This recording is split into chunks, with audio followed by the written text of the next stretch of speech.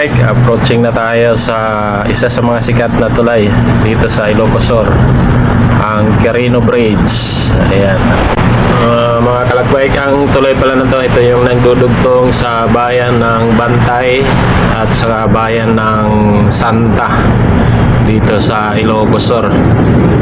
So, isa to sa mga dinarayo rin ng mga tulay ng mga bikers or mga motorista dito sa Ilocos Sur.